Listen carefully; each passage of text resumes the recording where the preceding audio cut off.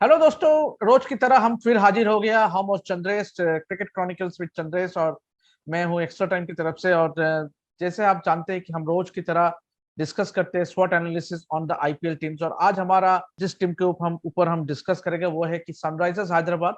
हालांकि हैदराबाद का फ्रेंचाइजी ने सिर्फ 3 प्लेयर्स को रिटेन किया apart from Kane Williamson who is going to lead the side this season. और उसके साथ 2 Kashmiri players, one is Umar Malik और अब्दुल समाद, ये दोनों को रिटेन किया। Chandresh, by the look of Sunrisers Hyderabad squad, how do see the squad? मुझे लग रहा है कि उनके बेंच पे और बेहतर प्लेयर्स हैं।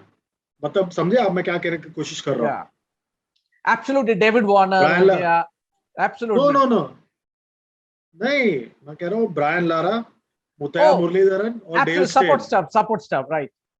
हाँ, तो अगर ये तीनों जो सुपरस्टार थे अपने दिनों में, ये तीनों अगर टीम में होते तो बेहतर होता ये टीम। एंड और मुझे मुझे लग रहा है कहीं ना in their prime they would be handy for any teams. Absolutely absolutely मुझे लगता है कहीं ये जो जो टीम है जो बनी है, ये मुझे लग रहा है कि थोड़ी कंफ्यूज लग रही थी। मैं ऑक्शन के टाइम पे भी उनको देख रहा था। बहुत कंफ्यूज्ड सिलेक्शन था इनका, और बहुत ज्यादा मतलब सारे चीजों में वो पैडल ऊपर कर रहे थे, बात कर रहे हैं मेरे को चाहिए, मुझे चाहिए, मुझे चाहिए। आई थिंक बहुत ज्यादा कंफ्यूजन था। और ये ऐसा तब होता है देवशीष, जब आपके पास बहुत सारे कोचेस हो। ऐसे तो बहुत नहीं होगा सारा कि मतलब एक ऐसे तो नहीं होगा too many cook spoil the food. ये मैं नहीं कह रहा हूँ, ये आप कह रहे हैं। चलिए बात मुझे आते हैं। मुझे मुझे इस बात का मुझे इल्म है कि आप कहने की कोशिश कर रहे हैं कि ये किस दिशा में जा रहे हैं। मुझे लग रहा है कि teams have to be smarter about their coaching staff. कहीं ना कहीं बिकॉज हेमांग बदानी भी है इस टीम के साथ। एब्सोल्युटली। शुक्र है तो कि मतलब शुक्र मुझे है कि शुक्र है कि VVS Laxman is appointed the director of NCA. नहीं तो वो भी शामिल हो जाता जी इस टीम के साथ। नहीं नहीं, जी मैं बोल रहा हूँ कि he is now the director of NCA, नहीं तो वो आर भी यू शामिल हो श्योर? जाता। Are you sure? Because BCCI की तरफ से तो कोई ऑफिशियल अनाउंसमेंट आया नहीं है। नहीं, आई डोंट थिंक, आया क्या? Laxman will be there in the तो don't spread rumours. SRI's dugout. Don't spread rumours about BVS Lakshman.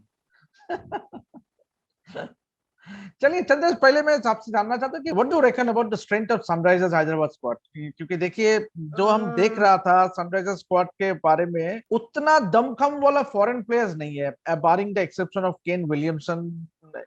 जैसे कि एडन मार्करम है, ग्लेन फिलिप्स जो काफी अच्छे प्लेयर है, wicket keeper batsman. Nicholas Pooran, मेरे पता को नहीं है उसको इतना प्राइस कैसे मिला। 10.74 crore. Will he do Nicholas Pooran justice? कहाँ से है? Nicholas West Pooran Indies. कहाँ से है? West Indies. तो वेस्ट इंडीज में कहाँ से? गयाना। नहीं, मेरे ख्याल से Trinidad and Tobago. Trinidad and Tobago, right. Okay. और कौन कौन आता है वहां से? ट्रिनिडाड एंड टोबैगो के सबसे फेमस कौन कौन है? ऑब्वियसली सुनील नारिंग,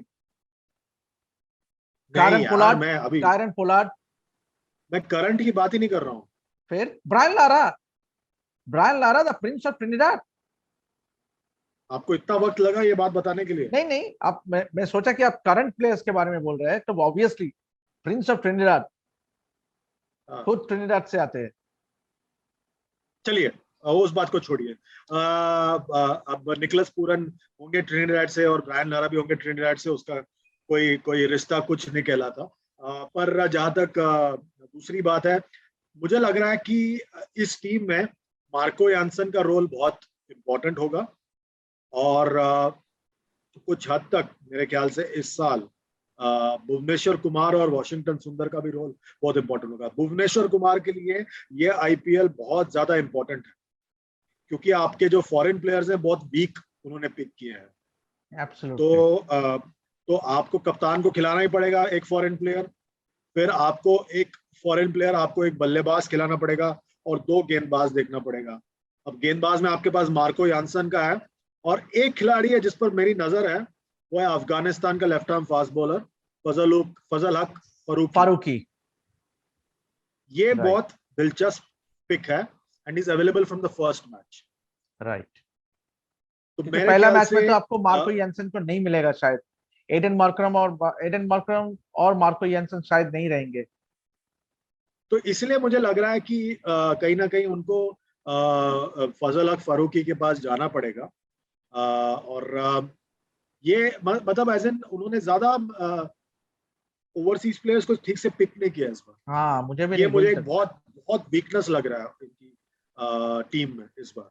सही कहा आपने चंद्रेश, क्योंकि देखिए, और इसके साथ जैसे आपने एक बहुत अहम पॉइंट रेस किया, वो है Bhuvneshwar Kumar, obviously keeping in mind the T20 world cup. इसके साथ और एक प्लेयर्स के भी हमको मेंशन करना है, तो वो है T Natarajan, who was injured for most part of the season. उनका भी अब वापसी हो रहा है। ये IPL would be a very very important tournament for him as well, क्योंकि हम जानते हैं कि कितना शानदार प्रदर्शन किया वो आईपीएल में। इट वाज द आईपीएल, उनका आईपीएल का परफॉर्मेंस का बदौलत उसको टीम इंडिया में मौका मिला था in white ball cricket and also test cricket. तो Chandresh, how do look at someone like T Natarajan, and also Karthik Tyagi भी है, who has been very impressive for Rajasthan Royals। तो इस बार सनराइजर्स हैदराबाद की तरफ से खेलने को दिखने मिलेगा। नटराजन और सुंदर दोनों इंजरी से वापस आ रहे हैं। नटराजन का तो बहुत लंबा हो चुका है इंजरी का, और वो पिछले साल के ऑस्ट्रेलिया टूर में उन्होंने इतना बॉलिंग किया, फिर उससे उभरे ही नहीं वो वापस। और सुंदर की जहां तक बात है, पिछले एक साल में उनके साथ क्या इंजरी हो रहा है मुझे समझ में नहीं आ रहा। इंग्लैंड में इंजर्ड हो गए, साउथ अफ्रीका नहीं जा पाए। नहीं, एक तो शायद पॉजिटिव हुआ था due to the reason that वो तो साउथ अफ्रीका मतलब साउथ अफ्रीका में वनडे सीरीज के लिए वो पॉजिटिव हुए थे। पर मैं कह रहा हूँ उसके पहले वो इंजर्ड थे। राइट। तो वो काफी लंबे वक्त तक इंजर्ड थे। T20 वर्ल्ड कप नहीं खेला उन्होंने, आईपीएल नहीं खेला दूसरा जो हुआ यूएई में। तो आई थिंक हर लिहाज से देखा जाए तो ये दोनों के लिए बहुत बड़ा टूर्नामेंट है। और आपने और एक प्लेयर का नाम लिया जो इस साल कार्तिक त्यागी को भी ये टूर्नामेंट बहुत इंपॉर्टेंट है। पिछले साल वो ऑस्ट्रेलिया गए थे एज अ नेट बॉलर, काफी इंप्रेस किया उसने सबको, पर उसके बाद उसको फॉलो अप करना बहुत जरूरी है। पिछले साल आईपीएल के फर्स्ट हाफ में खेले वो, जो इंडिया में हुआ था। सेकेंड हाफ में उतना ज्यादा मौका नहीं मिला उनको, राजस्थान रॉयल्स में थे, नया टीम है उनके लिए। तो ये बहुत ही इंपॉर्टेंट है, because I think along with Bhuvneshwar Kumar, if Natarajan is not fully fit, तो कार्तिक त्यागी पे प्रेशर होगा परफॉर्म करने का।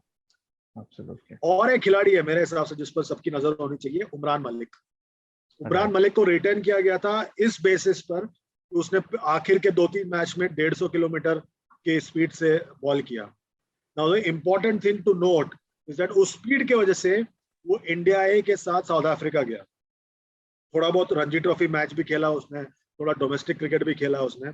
पर एक फास्ट बॉलर के लिए, एक बैट्समैन के लिए जो नया नया आते हैं ऐसे आईपीएल में या ऐसे एक बड़े मंच पर, पहला सीजन बहुत अच्छा होता है, तो जो फॉलो अप सीजन होता है ना, वो इम्पोर्टेंट है। क्योंकि उसके बारे में बहुत बातें हो रही हैं, लोग कह रहे हैं इंडिया में खिला दो, इंडिया के लिए खिला दो क्योंकि उनके पास स्पीड है। पर क्या स्पीड इनफ है? वरुण एरन के पास स्पीड है अभी भी वो 150 से डालते हैं। क्या आप उनको पिक करोगे जस्ट बिकॉज ऑफ स्पीड? वही है, तो वो देखना पड़ेगा, वो बैलेंस करना पड़ेगा। राइट।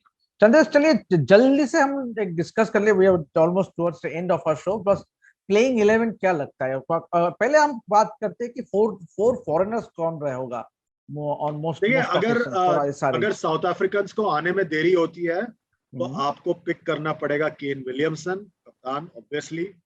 आपको फिर फजल फरूकी को पिक करना पड़ेगा। इनके पास शॉन एबट भी है, राइट। शॉन एबट की तरफ भी जा सकते हैं, ऑलराउंडर है, तो वो उनके तरफ भी जा सकते हैं आप।